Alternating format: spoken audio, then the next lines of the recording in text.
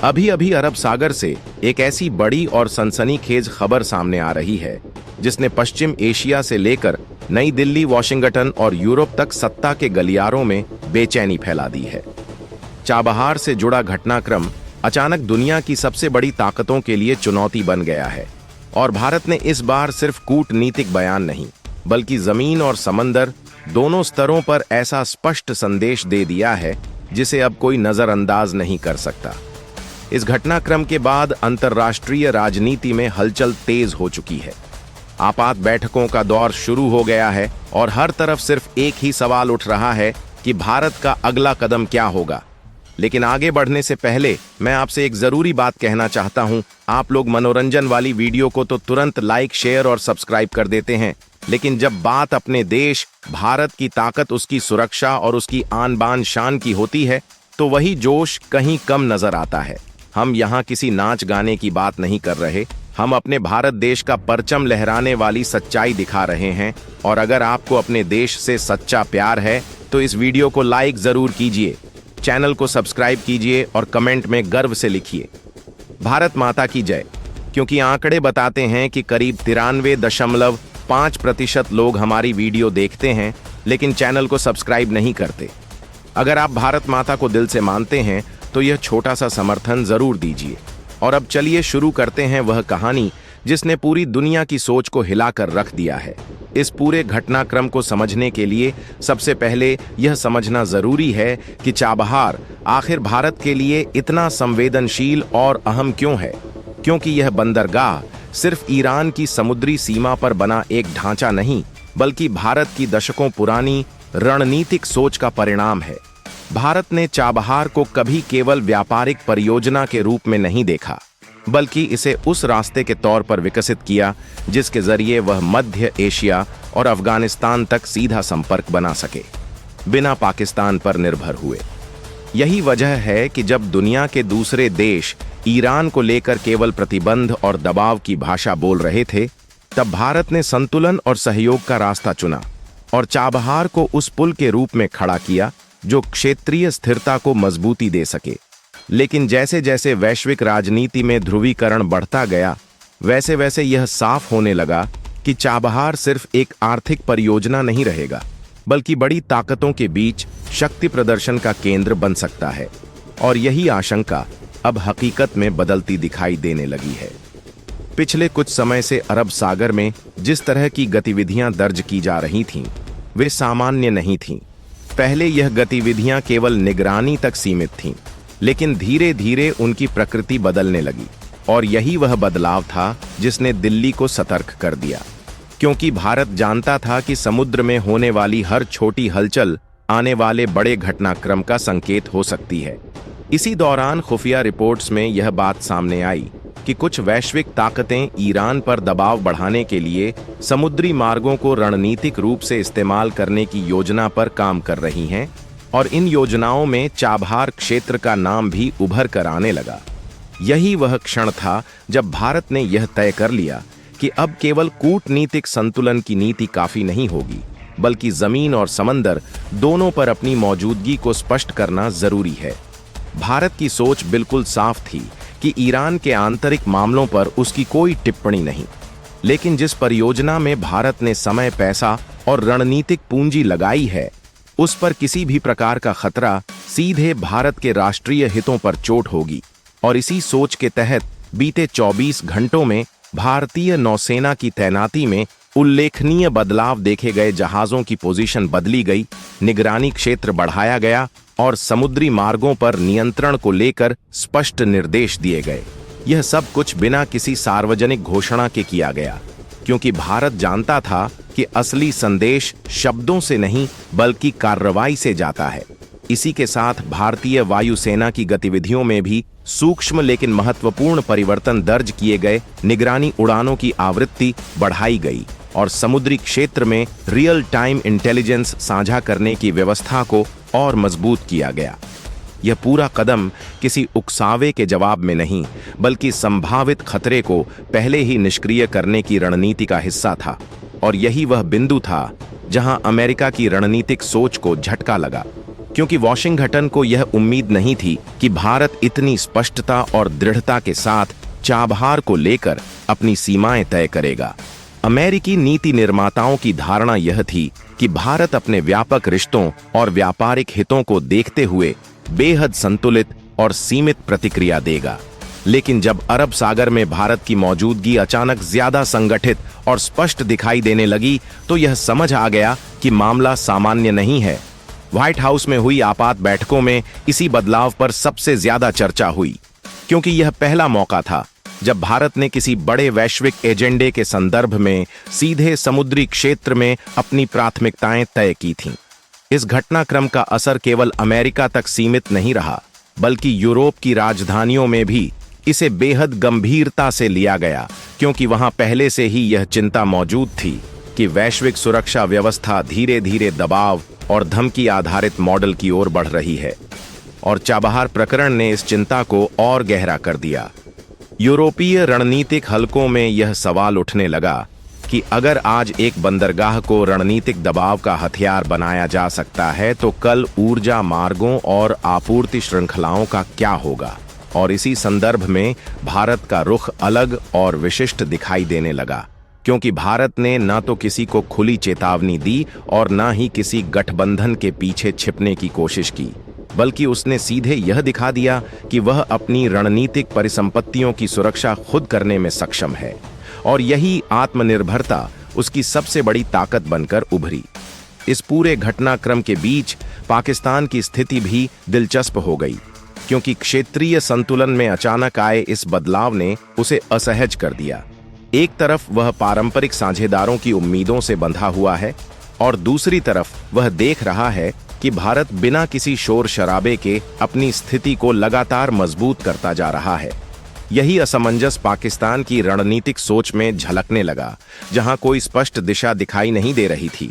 इसके विपरीत भारत की नीति स्पष्ट थी कि उसे किसी भी कीमत पर चाबहार को अस्थिर नहीं होने देना है, क्योंकि यह परियोजना केवल वर्तमान नहीं बल्कि भविष्य की जरूरतों से जुड़ी है। जैसे जैसे यह संदेश अंतर्राष्ट्रीय मंचों पर स्पष्ट होता गया, वैसे वैसे यह भी समझ आने लगा कि भारत अब वैश्विक राजनीति में प्रतिक्रियात्मक भूमिका से आगे निकल चुका है। वह अब नीतियां केवल दूसरों की चालों के जवाब में नहीं, बल्कि अपने दीर्घकालिक हितों के आधार पर तय कर रहा है। और यही बदलाव इस पूरे घटनाक्रम का सबसे अहम पहलू है, क्योंकि यह संकेत देता है कि आने वाले समय में भारत केवल संतुलन बनाने वाला नहीं, बल्कि संतुलन तय करने वाला देश बन सकता है। और यहीं से यह कहानी और गहराती चली जाती है, क्योंकि अब सवाल सिर्फ चाबहार की सुरक्षा का नहीं, बल्कि उस वैश्विक व्यवस्था का है जिसमें मध्यम शक्तियां भी अपने हितों को स्पष्ट और निर्भीक तरीके से सामने रख सकती हैं। जैसे ही अरब सागर में भारत की बदली हुई सक्रियता अंतर्राष्ट्रीय रडार पर आई, वैसे ही वैश्विक सत्ता केंद्रों में इसकी गूंज तेज होने लगी। वॉशिंगटन में यह साफ समझ लिया गया कि मामला अब सिर्फ ईरान को लेकर दबाव बनाने तक सीमित नहीं रहा, बल्कि इसमें भारत की रणनीतिक स्वायत्तता सीधी तौर पर सामने आ चुकी है। अमेरिकी नीति निर्माताओं के सामने सबसे बड़ी दुविधा यह थी कि अगर चाबहार को लेकर भारत अपने रुख पर अडिग रहता है, तो अमेरिका को या तो अपनी पूरी पश्चिम एशिया रणनीति पर दोबारा विचार करना होगा, या फिर भारत के साथ रिश्तों में ऐसे तनाव को स्वीकार करना होगा जो भविष्य में और गहरा सकता है। यही वजह है कि व्हाइट हाउस के भीतर चर्चाएं सिर्फ सैन्य विकल्पों तक सीमित नहीं रहीं, बल्कि कूटनीतिक और आर्थिक प्रभावों पर भी विस्तार से मंथन हुआ, क्योंकि अमेरिका जानता है कि भारत कोई ऐसा देश नहीं है जिसे केवल दबाव या चेतावनी की भाषा से झुकाया जा सके। और यही एहसास इस पूरे घटनाक्रम को और संवेदनशील बना रहा था। दूसरी ओर दिल्ली में तस्वीर बिल्कुल अलग थी। यहाँ किसी भी तरह की घबराहट या त्वरित प्रतिक्रिया का माहौल नहीं था, बल्कि निर्णय लेने की प्रक्रिया बेहद शांत और व्यवस्थित तरीके से आगे बढ़ रही थी। भारतीय रणनीतिक हलकों में यह साफ था कि किसी भी बयान या कदम का असर केवल वर्तमान पर नहीं, बल्कि आने वाले वर्षों की वैश्विक स्थिति पर पड़ेगा। इसलिए हर विकल्प को तौलकर देखा जा रहा था। भारत की प्राथमिकता साफ थी कि उसे किसी भी तरह के टकराव की ओर नहीं जाना है, लेकिन अपनी रणनीतिक परिसंपत्तियों की सुरक्षा से भी कोई समझौता नहीं करना है। इसी संतुलन का परिणाम यह हुआ कि चाबहार के आसपास की सुरक्षा व्यवस्था को केवल संख्या के लिहाज से नहीं बल्कि गुणवत्ता के स्तर पर मजबूत किया गया। समुद्री निगरानी प्रणालियों को अपग्रेड किया गया, इंटेलिजेंस शेयरिंग को रियल टाइम में बदला गया और लॉजिस्टिक सपोर्ट को इस तरह तैयार किया गया कि किसी भी आकस्मिक स्थिति में प्रतिक्रिया देने में समय न लगे। यह सब कुछ इस तरह किया गया कि बाहर से देखने पर कोई उकसावा दिखाई न दे, लेकिन अंदर खाने संदेश पूरी तरह स्पष्ट रहे। इसी दौरान वैश्विक विश्लेषकों ने इस घटनाक्रम को एक नए प्रकार के शक्ति संतुलन के रूप में देखना शुरू किया, क्योंकि यह न तो पारंपरिक सैन्य टकराव था और न ही केवल कूटनीतिक बयानबाजी, बल्कि यह एक ऐसा चरण था जहां देशों की वास्तविक क्षमता और इच्छा शक्ति बिना शोर के परखी जा रही थी। यूरोप में इस पूरे घटनाक्रम को लेकर चिंता और जिज्ञासा दोनों साथ साथ बढ़ने लगी, क्योंकि वहां पहले से ही यह सवाल उठ रहे थे कि क्या मौजूदा वैश्विक सुरक्षा ढांचा भविष्य की चुनौतियों का सामना कर पाएगा। ग्रीनलैंड से जुड़े हालिया घटनाक्रमों ने यूरोपीय देशों के भीतर यह शंका पैदा कर दी थी कि पारंपरिक गठबंधन अब उतने भरोसेमंद नहीं रहे जितना पहले माना जाता था, और ऐसे में चाबहार प्रकरण ने इस शंका को और गहरा कर दिया, क्योंकि यहां साफ दिख रहा था कि दबाव की राजनीति हर जगह एक जैसा असर नहीं करती, और भारत इसका सबसे बड़ा उदाहरण बनकर उभरा। यूरोपीय रणनीतिक विश्लेषकों ने यह नोट करना शुरू किया कि भारत बिना किसी गठबंधन की आड़ लिए अपने हितों की रक्षा कर रहा है, और यही बात उसे अलग बनाती है। इस बीच ईरान के भीतर भी स्थितियां तेजी से बदल रही थीं। अंतर्राष्ट्रीय दबाव, आंतरिक चुनौतियों और क्षेत्रीय समीकरणों ने वहां की नीति को और सतर्क बना दिया था। चाबहार को लेकर तेहरान की सोच भी पहले से ज्यादा स्पष्ट होती जा रही थी, क्योंकि उसे यह एहसास हो गया था कि यह बंदरगाह अब सिर्फ उसकी अर्थव्यवस्था का सवाल नहीं बल्कि पूरे क्षेत्रीय संतुलन का अहम हिस्सा बन चुका है। और इसी कारण ईरान भी इस क्षेत्र में किसी भी तरह की अस्थिरता से बचना चाहता था। अरब सागर में गतिविधियां भले ही सतह पर सामान्य दिखाई दे रही थीं, लेकिन उनके पीछे का संदेश बेहद गहरा था। जहाज अपनी तय सीमाओं में थे, कोई आक्रामक कदम नहीं उठाया जा रहा था, लेकिन मौजूदगी इतनी ठोस थी कि किसी भी तरह की गलतफहमी की गुंजाइश नहीं बचती। यह वही रणनीति थी जिसे अनुभवी सैन्य विश्लेषक मौन शक्ति प्रदर्शन कहते हैं, जहां हथियारों का इस्तेमाल नहीं बल्कि उनकी मौजूदगी ही सबसे बड़ा संदेश बन जाती है। पाकिस्तान के लिए यह स्थिति और भी पेचीदा हो गई, क्योंकि एक तरफ वह अपने पारंपरिक सहयोगियों के दबाव में था और दूसरी तरफ क्षेत्रीय संतुलन उसके हाथों से खिसकता हुआ दिखाई दे रहा था। उसकी रणनीतिक सोच इस वक्त स्पष्ट दिशा से भटकी हुई नजर आ रही थी, क्योंकि हर विकल्प के साथ जोखिम जुड़े हुए थे। इसी असमंजस के बीच भारत की स्थिति और भी मजबूत दिखाई देने लगी, क्योंकि उसने खुद को किसी भी एक खेमे में पूरी तरह बांधने से बचा रखा था। यही संतुलन उसे वैश्विक मंच पर एक अलग पहचान देता है। अमेरिका के लिए यह स्थिति असहज थी, क्योंकि वह देख रहा था कि उसकी पारंपरिक पकड़ कमजोर पड़ रही है और उसके फैसलों को पहले जैसी स्वीकृति नहीं मिल रही। यही कारण है कि वॉशिंगटन में अब नुकसान नियंत्रण की रणनीति पर विचार शुरू हो गया। कूटनीतिक चैनलों के जरिए संवाद के संकेत दिए जाने लगे, और पहले जहां चेतावनी की भाषा थी वहां अब संभावनाओं की बात होने लगी। लेकिन दिल्ली इन संकेतों को बेहद सावधानी से देख रही थी। भारत जानता था कि वैश्विक राजनीति में लहजा अक्सर परिस्थितियों के साथ बदलता है, और स्थायी भरोसा केवल संतुलित और ठोस कदमों से ही बनाया जा सकता है। चाबहार इसी संतुलन की परीक्षा बन चुका था, क्योंकि यह बंदरगाह अब केवल जहाजों की आवाजाही का केंद्र नहीं बल्कि उस सोच का प्रतीक बन गया था जिसमें भारत खुद को एक जिम्मेदार लेकिन अडिग शक्ति के रूप में देखता है। और जैसे जैसे यह कहानी आगे बढ़ रही थी, वैसे वैसे यह साफ होता जा रहा था कि यह घटनाक्रम सिर्फ भारत और अमेरिका के रिश्तों तक सीमित नहीं रहेगा, बल्कि इसका असर पूरी वैश्विक व्यवस्था पर पड़ेगा। क्योंकि यहाँ यह सवाल उठ चुका था कि आने वाले समय में शक्ति का आधार केवल सैन्य बल होगा या फिर रणनीतिक स्पष्टता और संतुलन भी उतना ही अहम होगा। और इसी सवाल के साथ यह कहानी अगले और भी गहरे मोड़ की ओर बढ़ने लगती है। जैसे जैसे यह घटनाक्रम आगे बढ़ता गया, वैसे वैसे यह साफ होने लगा कि चाबहार को लेकर बना तनाव अब सिर्फ रणनीतिक स्तर पर नहीं, बल्कि मनोवैज्ञानिक और वैचारिक स्तर पर भी असर डालने लगा है। वैश्विक सत्ता संरचना में पहली बार यह महसूस किया जाने लगा कि कुछ देश अब दबाव की भाषा से नहीं, बल्कि आत्मनिर्भर निर्णय क्षमता से संचालित हो रहे हैं। और इसी बदलाव का सबसे स्पष्ट उदाहरण भारत बनकर उभारा है। अब तक अंतर्राष्ट्रीय राजनीति में यह माना जाता रहा था कि बड़े फैसले वही देश तय करते हैं जिनके पास सैन्य और आर्थिक प्रभुत्व है, लेकिन चाबहार प्रकरण ने यह धारणा तोड़नी शुरू कर दी, क्योंकि यहां एक ऐसा देश सामने आया जिसने बिना किसी आक्रामक बयानबाजी के, बिना किसी सैन्य टकराव के अपने हितों की लाल रेखा स्पष्ट कर दी। और यह स्पष्टता ही सबसे बड़ा संदेश बन गई। वॉशिंगटन में चल रही चर्चाओं में अब यह स्वीकारोक्ति धीरे धीरे उभरने लगी कि भारत को लेकर की गई शुरुआती गणनाएं अधूरी थीं। अमेरिकी रणनीतिक हलकों में यह समझ बनने लगी कि भारत अब उस दौर में नहीं है जहां उसे किसी भी वैश्विक एजेंडे में केवल संतुलन साधने वाला सहयोगी माना जाए, बल्कि वह खुद अपने एजेंडे तय करने की स्थिति में पहुंच चुका है। और यही बदलाव अमेरिका के लिए असहज था, क्योंकि इससे उसकी पारंपरिक रणनीति पर सवाल उठने लगे। दूसरी ओर दिल्ली में नीति निर्माताओं की सोच और भी परिपक्व होती दिखाई देने लगी।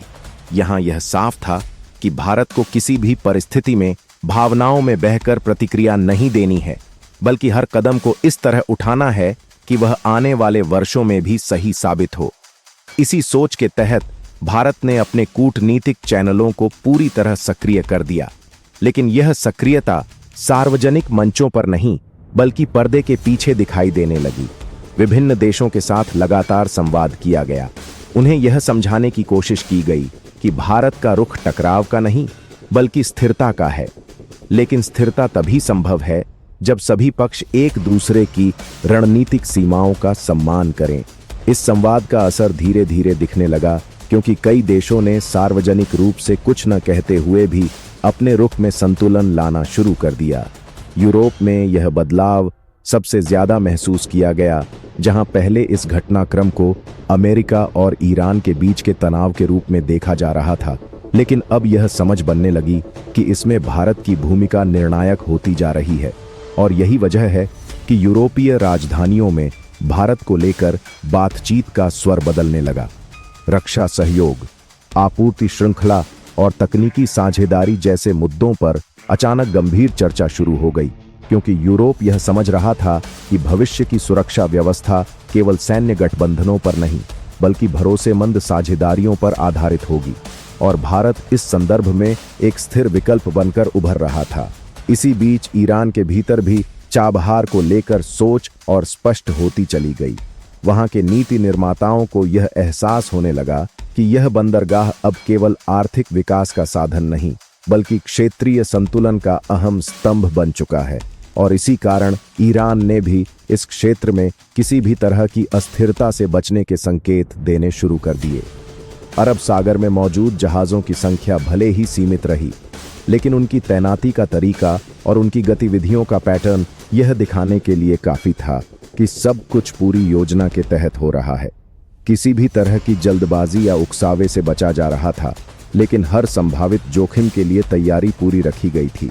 यही वह रणनीति थी जिसने सैन्य विश्लेषकों को यह कहने पर मजबूर कर दिया कि यह एक नए युग की शक्ति राजनीति है, जहां युद्ध से ज्यादा महत्व तैयारी और संकेतों का होता है। पाकिस्तान इस पूरे घटनाक्रम में खुद को लगातार हाशिए पर महसूस करने लगा, क्योंकि क्षेत्रीय संतुलन जिस दिशा में बढ़ रहा था, उसमें उसके लिए कोई स्पष्ट भूमिका दिखाई नहीं दे रही थी।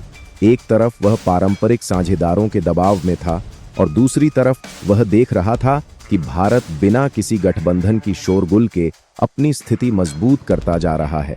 इस असंतुलन ने पाकिस्तान की रणनीतिक सोच को और उलझा दिया, जहां हर निर्णय जोखिम भरा नजर आने लगा। इसी दौरान वैश्विक मीडिया में भी इस घटनाक्रम को लेकर नैरेटिव बदलने लगा। जहां पहले इसे अमेरिका बनाम ईरान के संदर्भ में देखा जा रहा था, अब वहां भारत की भूमिका को केंद्र में रखकर विश्लेषण होने लगे। यह बदलाव मामूली नहीं था, क्योंकि इससे यह साफ हो रहा था कि वैश्विक राजनीति में भारत की स्थिति अब केवल क्षेत्रीय शक्ति की नहीं रह गई है, बल्कि वह उन देशों की श्रेणी में शामिल हो चुका है जिनके फैसले अंतर्राष्ट्रीय समीकरणों को प्रभावित करते हैं। इसी संदर्भ में कई विश्लेषकों ने यह कहना शुरू कर दिया कि चाबहार भारत के लिए वही भूमिका निभा रहा है जो कभी रणनीतिक जलमार्गों ने महाशक्तियों के लिए निभाई थी। यह न सिर्फ भौगोलिक महत्व का केंद्र है, बल्कि वैचारिक स्पष्टता का प्रतीक भी बन चुका है। जैसे जैसे यह कहानी आगे बढ़ रही थी, वैसे वैसे यह भी साफ होता जा रहा था कि यह तनाव किसी एक फैसले या घटना से खत्म नहीं होने वाला, बल्कि यह एक लंबी प्रक्रिया का हिस्सा है जिसमें वैश्विक शक्ति संतुलन धीरे धीरे पुनर्परिभाषित होगा। और इस प्रक्रिया में भारत की भूमिका केंद्रीय होगी, क्योंकि उसने यह दिखा दिया है कि वह न तो किसी के दबाव में झुकता है और न ही अनावश्यक टकराव की राह चुनता है, बल्कि वह संतुलन और स्पष्टता के साथ आगे बढ़ता है। और यही गुण उसे इस अस्थिर दुनिया में एक भरोसेमंद स्तंभ बनाता है। इस पूरे घटनाक्रम ने यह भी साबित कर दिया है कि वैश्विक राजनीति अब केवल ताकत की नहीं, बल्कि विश्वसनीयता की भी परीक्षा है। और इस परीक्षा में भारत धीरे धीरे अपनी अलग पहचान बना रहा है, क्योंकि जब दुनिया के कई हिस्सों में अनिश्चितता और अविश्वास का माहौल है, तब भारत की स्थिरता और संयम सबसे ज्यादा ध्यान खींच रहे हैं। और यहीं से यह कहानी उस बिंदु की ओर बढ़ती है जहां आने वाले समय के फैसले केवल देशों के बीच नहीं, बल्कि विचारधाराओं के बीच टकराव को भी परिभाषित करेंगे। क्योंकि अब सवाल यह नहीं रह गया है कि चाबहार किसके नियंत्रण में रहेगा, बल्कि यह बन चुका है कि आने वाले दौर में वैश्विक व्यवस्था किस सोच पर आगे बढ़ेगी। और इसी सवाल के साथ यह घटनाक्रम अगले और भी निर्णायक चरण में प्रवेश करने लगता है। अब घटनाक्रम उस मोड़ पर पहुंच चुका है जहां तस्वीर हर घंटे के साथ और धुंधली नहीं, बल्कि और ज्यादा साफ होती जा रही है। क्योंकि चाबहार के इर्द गिर्द बनी यह रणनीतिक हलचल अब केवल समुद्री गतिविधियों या कूटनीतिक संकेतों तक सीमित नहीं रह गई है, बल्कि इसका असर वैश्विक सत्ता संरचना के भीतर गहराई तक महसूस किया जाने लगा है। वॉशिंगटन के पावर सर्कल में धीरे धीरे यह स्वीकारोक्ति उभरने लगी है कि भारत को लेकर जो शुरुआती आकलन किए गए थे वे अधूरे साबित हुए। अमेरिका को यह उम्मीद नहीं थी कि जिस मुद्दे को वह दबाव और रणनीतिक संकेतों के जरिए साधना चाहता है, वही मुद्दा भारत के लिए आत्मसम्मान और दीर्घकालिक राष्ट्रीय हित का प्रतीक बन जाएगा। और यही वह बिंदु है जहां पूरी रणनीति को दोबारा सोचने की जरूरत पड़ गई। इसी बीच दिल्ली में माहौल पूरी तरह अलग बना हुआ है। यहाँ न कोई जल्दबाजी है और न ही किसी तरह की उत्तेजना, बल्कि हर कदम बेहद सोच समझकर उठाया जा रहा है। नीति निर्माताओं के सामने यह स्पष्ट है कि यह समय भावनाओं में बहने का नहीं, बल्कि संतुलन साधने का है। भारत ने साफ संदेश दे दिया है कि वह किसी भी सैन्य टकराव का पक्षधर नहीं है, लेकिन अगर उसकी रणनीतिक परिसंपत्तियों या संप्रभु हितों पर सवाल उठता है तो वह चुप बैठने वाला भी नहीं है। यही संतुलित लेकिन कठोर रुख इस पूरे घटनाक्रम की सबसे बड़ी विशेषता बन गया है, क्योंकि आमतौर पर वैश्विक संकटों में या तो देश आक्रामक बयानबाजी करते हैं या फिर पूरी तरह पीछे हट जाते हैं। लेकिन यहाँ भारत ने एक तीसरा रास्ता चुना है, बिना शोर के अपनी स्थिति मजबूत करना। इसी बीच ईरान के भीतर भी हालात तेजी से बदल रहे हैं। अंतर्राष्ट्रीय दबाव, आंतरिक चुनौतियां और क्षेत्रीय समीकरण वहां की नीति को और सतर्क बना चुके हैं। चाबहार को लेकर तेहरान का रुख भी पहले से ज्यादा स्पष्ट और व्यावहारिक होता जा रहा है, क्योंकि उसे यह समझ आ गया है कि यह बंदरगाह अब सिर्फ उसकी अर्थव्यवस्था का नहीं, बल्कि पूरे क्षेत्रीय संतुलन का केंद्र बन चुका है। और इसी कारण ईरान भी किसी भी ऐसे कदम से बचना चाहता है जो इस परियोजना को अस्थिर कर दे। अरब सागर में गतिविधियां भले ही सतह पर सामान्य दिखाई दे रही हों, लेकिन उनके पीछे छिपा संदेश बेहद मजबूत है। जहाज अपनी तय सीमाओं में है, विमान अपनी नियमित उड़ानों में है, कोई उकसावे वाला कदम नहीं उठाया जा रहा। लेकिन मौजूदगी इतनी ठोस है कि किसी भी गलतफहमी की गुंजाइश नहीं बचती। यह वही रणनीति है जिसे अनुभवी सैन्य विश्लेषक मौन प्रतिरोध कहते हैं, जहां हथियारों से ज्यादा उनकी मौजूदगी मायने रखती है। पाकिस्तान के लिए यह पूरा परिदृश्य और भी पेचीदा हो चुका है, क्योंकि क्षेत्रीय संतुलन जिस दिशा में बढ़ रहा है उसमें उसके पास बहुत सीमित विकल्प बचते दिखाई दे रहे हैं। एक तरफ पारंपरिक साझेदारों का दबाव है तो दूसरी तरफ तेजी से बदलता भू राजनीतिक माहौल, और इसी असमंजस का फायदा उठाकर भारत बिना किसी शोर शराबे के अपनी स्थिति को और मजबूत करता जा रहा है। विश्लेषकों का मानना है कि यह वही भारत है जो अब प्रतिक्रियात्मक नहीं बल्कि निर्णायक भूमिका में आ चुका है, जो किसी एक ध्रुव का हिस्सा बनने के बजाय खुद एक स्थिर धुरी की तरह उभर रहा है ग्रीनलैंड को लेकर।